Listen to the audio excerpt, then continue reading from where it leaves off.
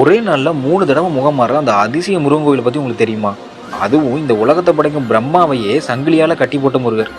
ஒரு வாட்டி கைலாயத்தில் முருகப்பெருமான் விளையாட்டு இருந்திருக்காரு. அப்போ அங்கே வந்த பிரம்மாவை பார்த்து ஓம்கிற பிரணவ மந்திரமுக்கு அர்த்தம் என்னன்னு கேட்டிருக்காரு.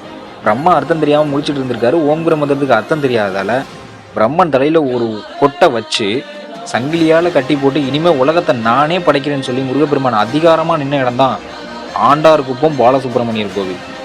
அதனால தான் இங்கே முருகன் கையில் எந்த ஆயுதமும் இல்லாமல் 2 கையும் இடுப்பில் வச்சுக்கிட்டு ஒரு ராஜா மாதிரி கம்பீரமாக நிற்பார். இந்த ஊருக்கு ஏன் ஆண்டாருக்கு போகணும் பேர் வந்துச்சு தெரியுமா? பல வருஷத்துக்கு முன்னாடி ஆண்டிகள் சில பேர் இந்த கோவிலுக்கு வந்திருக்காங்க. வந்த இடத்துல தாகம் எடுத்திருக்கு. ஆனால் இந்த நிலம் வறண்ட நிலமாக இருந்ததால் தண்ணீர் கிடைக்கல. அப்போ அங்கே வந்த ஒரு சிறுவன் தனது கையில் வச்சிருந்த ஒரு வேலை ஓங்கி தரையில் குத்துறாரு. தண்ணி நதி மாதிரி ஓடுது. தண்ணியை அள்ளி குடிச்சிட்டு திரும்பி பார்த்தா அந்த சிறுவனை காணும்.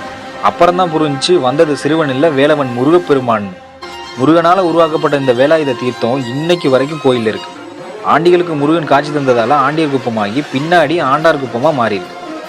இதில் பெரிய ட்விஸ்ட் என்ன தெரியுமா? ஒரு இஸ்லாமிய சுல்தான் போருக்கு போகும்போது இங்கே வேண்டிக்கிட்டு போய் மிகப்பெரிய வெற்றி அடைஞ்சிருக்காரு.